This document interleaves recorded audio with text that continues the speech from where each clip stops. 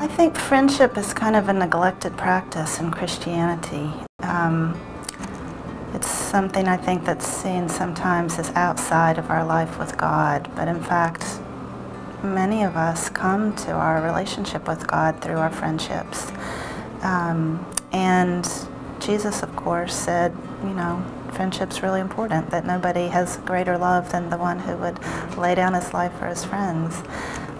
So I've been trying to think about friendship as a Christian practice and how it fits into our life with God and how it's a part of our life with God.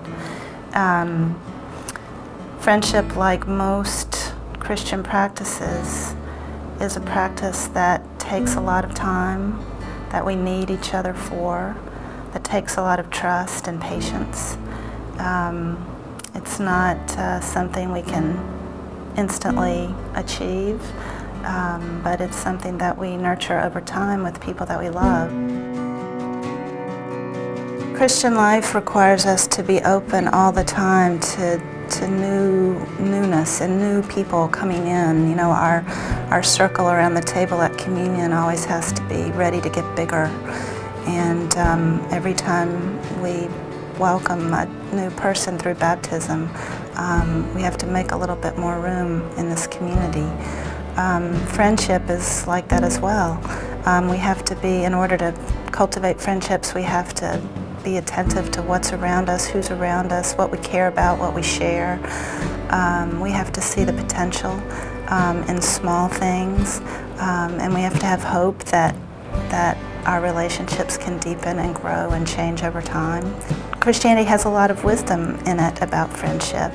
Some of the medieval monastics wrote a lot about spiritual friendship because, of course, they were all living very close together in communities where they're all eating together and spending their lives together and having their arguments together and loving maybe some of each other more than others.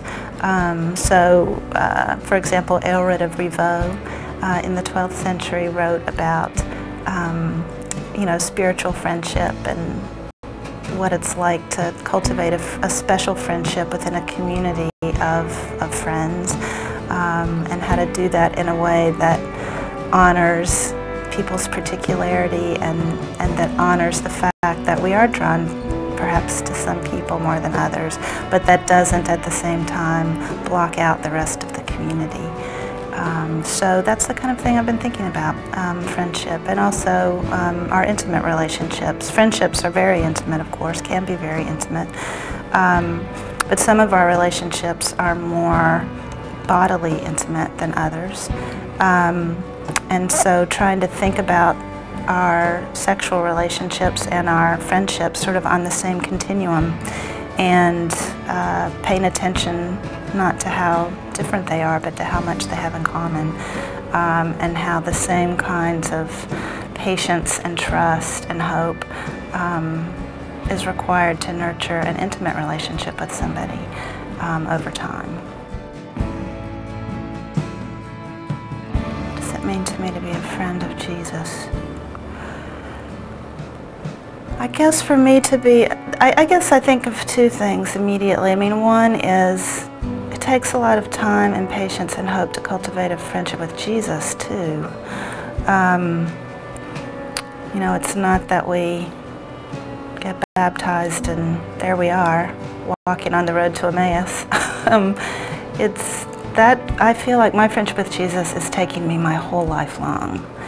And I'm still in the middle of it, and I guess I am like the disciples on the road to Emmaus, because I still am not always recognizing Jesus when he's right in front of my face.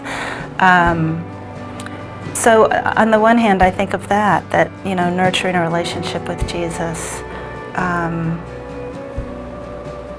that's the kind of personal relationship that we often talk about in Christian communities, is not particularly easy when he's not walking and talking next to us.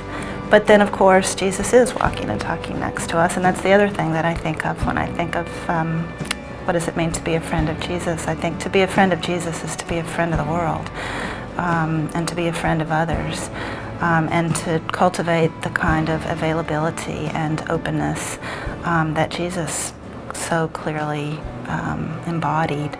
I think that's not always easy to do alone, and that's why we need each other in community, because to sustain that kind of radical openness, we need the support of our friends, and we need the support of our brothers and sisters, and we need to be able to, if we're going to be able to offer hospitality to people who have no homes, people who are deeply lonely, people who are ill, then we really need each other, because no one person can do these things all on their own. So being a friend of Jesus, it's a beautiful question. I think, it has to do both with, what's going on silently and intimately inside of each of us, but it also has to do with our life in community, and our life of upholding each other as friends and helping each other be able to befriend others in the way that Jesus did.